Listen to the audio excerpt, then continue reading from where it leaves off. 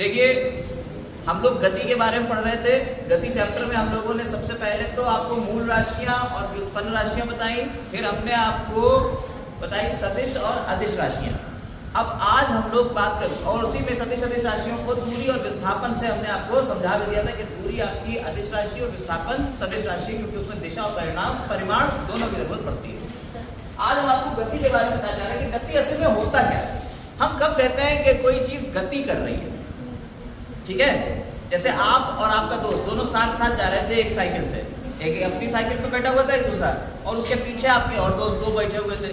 आपकी साइकिल पे मान लीजिए कोई पीछे दोस्त बैठा हुआ है, उसकी साइकिल पे कोई दूसरा बैठा हुआ है, तो दो साइकिलें एक साथ जा रही हैं। जब एक साथ जा रही हैं और एक ही चाल से चल रही हैं, तो इधर वाला आदमी इधर वाले को चिप्स दे के लो भैया तुम भी चिप्स खा लो, इधर वाला पीछे वाला कह लो तुम भी चिप्स खा लो। तो क्या हो रहा है, एक साथ चल रहे हैं और दोनों एक दूसरे को ट्रांसफर कर रहे हैं, खाना पीना बातें भी करते जा रहे हैं। देखा होगा आपने, अक्सर ऐसा होता है, लड़के करते हैं। तो क्या हो रहा है, ये हो रहा है ये कि इस वाले को ये वाला ऐसा लग रहा है रुका हुआ है, तभी तो ये इसको दे रहा है, और इस वाले को लग रहा है ये वाला रुका हुआ है। क्यों? जब दोनों एक सी स्पीड से चल रहे थे, एक सी चाल से चल रहे थे।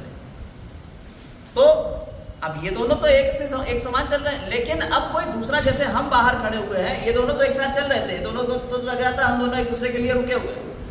लेकिन हम जब दूर से खड़े होकर देख रहे थे, हमें लग रहा था ये दोनों साइकिलें जा रही हैं। तो सापेक्षता का सिद्धांत भी इसमें आ जाता है, रिलेटिविटी, कि कौन किसके सापेक्ष है। जैसे अगर हम कहें कि आपने हमें देख रहे हैं अभी आप, ठीक है, अब हम चलेंगे। जब हम चलते हैं तो आपने देखा कि यहाँ जो लिखा हुआ था वो पीछे जा रहा है, ठीक है, और समय बदल रहा है। अगर हम चल रहे हैं, जैसे हम यहाँ से चले तो 1 सेकंड हुआ, फिर दूसरा सेकंड हुआ, फिर तीसरा सेकंड हुआ, यानी समय के साथ मेरी स्थिति बदल रही है लगातार। बस वही है, समय के साथ किसी वस्तु की स्थिति में परिवर्तन होना क्या है, गति। यानी हम क्या कर रहे थे अभी, गति कर रहे थे। अगर हम यहीं खड़े रहे और टाइम बीतता रहे, 2 सेकंड हो गए, 3 सेकंड हो गए, 4 सेकंड हो गए, चीजें वहीं रुकी हुई हैं, क्या मेरी स्थिति में कोई परिवर्तन आ रहा है? नहीं आ रहा है। तो क्या हम गति कर रहे हैं? नहीं। तो अगर समय के साथ किसी वस्तु की स्थिति में परिवर्तन नहीं हो रहा है, तो इसका मतलब क्या है, वो गति अवस्था में नहीं है। और अगर समय के साथ किसी वस्तु की स्थिति में परिवर्तन हो रहा है, तो वो कैसी है, वो गति अवस्था में है। ये बात समझ में आ गई?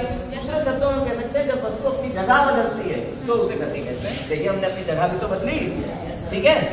अब गति होती है दो तरीके की, एक समान और दूसरी असमान, यानी यूनिफॉर्म और नॉन यूनिफॉर्म मोशन। मोशन मतलब होता है गति। तो यूनिफॉर्म मोशन और नॉन यूनिफॉर्म मोशन क्या होता है? जैसे मान लीजिए आपसे कहा जाए कि आपने अपनी साइकिल या अपनी बाइक से चलना शुरू किया और 9:05 पे आपने चलना शुरू किया, ठीक, और 9:10 पे 9:10 पे आपने मान लीजिए 100 मीटर चल लिया। 5 मिनट में आपने 100 मीटर चल लिया। फिर आपने यहां से और यहां चलना शुरू किया 9 5 मिनट में, यानी 9:15 पे आपने फिर 100 मीटर चल लिया।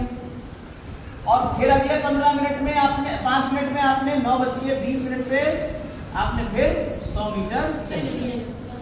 यानी इन दोनों के बीच समय का अंतर कितना आया? 5 मिनट, है ना? इसके बीच भी 5 मिनट, है ना? और ये भी 5 मिनट। तो आपने देखा कि समान समय अंतराल है, अंतराल समय का समान है, 5-5 मिनट है, और दूरी भी समान। यदि कोई वस्तु समान समय अंतरालों में समान दूरी तय करती है तो उसकी गति कैसी कहलाती है? समान गति कहलाती है, यूनिफॉर्म मोशन कहलाती है, एक समान गति। और अगर हम कहें कि पहले 5 मिनट में 10 मीटर 100 मीटर गया, अगले 5 मिनट में मान लो भीड़ आ गई, अब भीड़ आ गई तो रुक गया, तो वो कितना चला? 10 ही मीटर चला। फिर अगले 5 मिनट में वो कितना चल गया? आपकी भीड़ बिल्कुल कम थी और रेस की थी, 200 मीटर चला। तो समान समय अंतरालों में भिन्न भिन्न दूरियां तय कर रहा है, तो उसकी गति क्या कहलाएगी? असमान गति। यदि वस्तु समान समय अंतरालों में समान दूरी तय करती है तो उसे क्या कहते हैं? समान गति। और समान समय अंतरालों में भिन्न भिन्न दूरी तय कर रही है तो उसे क्या कहते हैं? असमान गति कहते हैं। ठीक, अब आगे बढ़ेंगे हम लोग। चलिए देखिए, अब हम लोग जो है आ गए हैं स्पीड यानी चाल के ऊपर। अभी तक हमने जो बात करी पीछे आपको जो समझाया, अब हम आगे आ गए हैं किस पे? चाल, समान और असमान चाल तो समझ में आ गई। लेकिन अब जो चाल का फॉर्मूला बनाना है तो क्या होगा? देखिए फॉर्मूला बनाने के लिए बेटा थोड़ा खामोश रहिए। फॉर्मूला बनाने के लिए क्या करते हैं? चाल बराबर दूरी बटे समय। आपको पता है चाल का फॉर्मूला क्या होता है? दूरी बटे समय अंतराल। तो आप इसको क्या कर देंगे? आप इसको कर देंगे एकांक।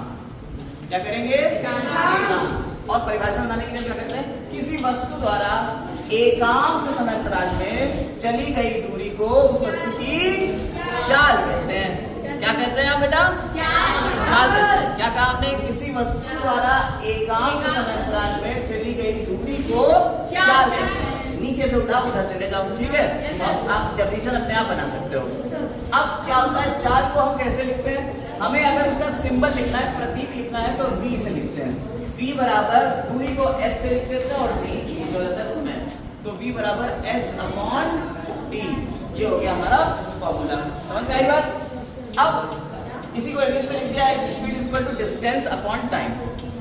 हमें फॉर्मूला बनाना है, तो अगर कोई मुझसे कहे कि भाई चाल के लिए एक फॉर्मूला बनाइए, कोई वस्तु है मान लीजिए जो चल रही है और कोई निश्चित बिंदु है s, यहाँ से पहले चली, देखिए यहाँ से यहाँ आई, s1 दूरी तय कर ली, यहाँ से कितनी दूरी तय कर ली?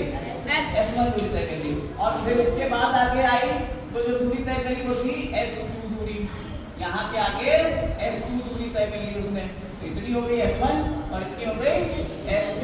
लेकिन यहाँ से यहाँ आने में जो समय लगा वो था t1 और यहाँ से यहाँ जाने में जो समय लगा वो था t2। वही यहाँ लिखा है, मानो कोई वस्तु सीधी रेखा में गति कर रही है, सीधी रेखा में चल रही है और इस निश्चित बिंदु से क्या हो रहा है?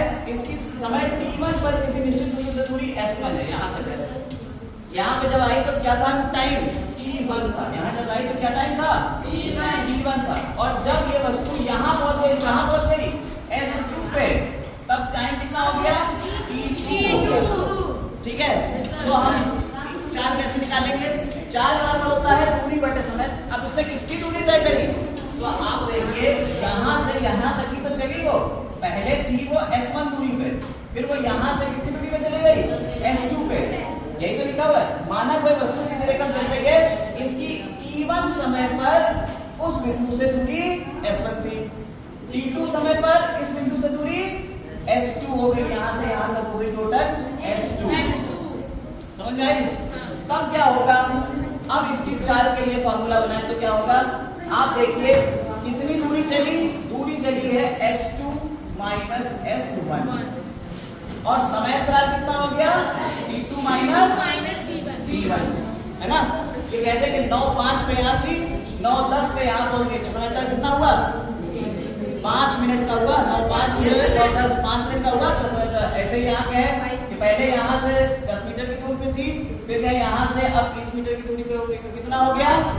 10। 20 माइनस 10 10 हो गया। समझ में आई? तो ये हो गई इसकी चाल s2 minus s1 upon t2 minus t1। समझ में आई बात? t2 माइनस t1 हो गई। अब मान लीजिए कोई वस्तु चल रही है, वो ऐसा नहीं चल रही है। वो कैसे चल रही है? वो चल रही है ऐसे। हम आपको समझा रहे हैं, समझिए भाई।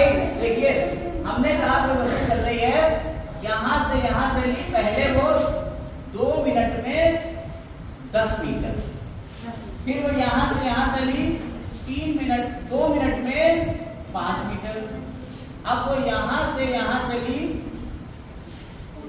फिर समान दूरी 2 मिनट में, अब क्या हो गया? 10 मिनट चल गई मान, ठीक है? ये मिनट है, तो समय कितना हुआ? और ये अब हम कैसे निकालें? इसकी चाल क्या थी? तब हम क्या निकालते हैं? तब हम इसके लिए कहते हैं औसत चाल। तब हम क्या मानते हैं? एवरेज, औसत। हम लोग बाइक में भी कहते हैं कितना एवरेज आ रहा है, औसत। समझ में आई बात है नहीं? तो औसत कैसे निकाला जाता है? कुल दूरी बटे कुल समय। तय की गई कुल दूरी कितनी है?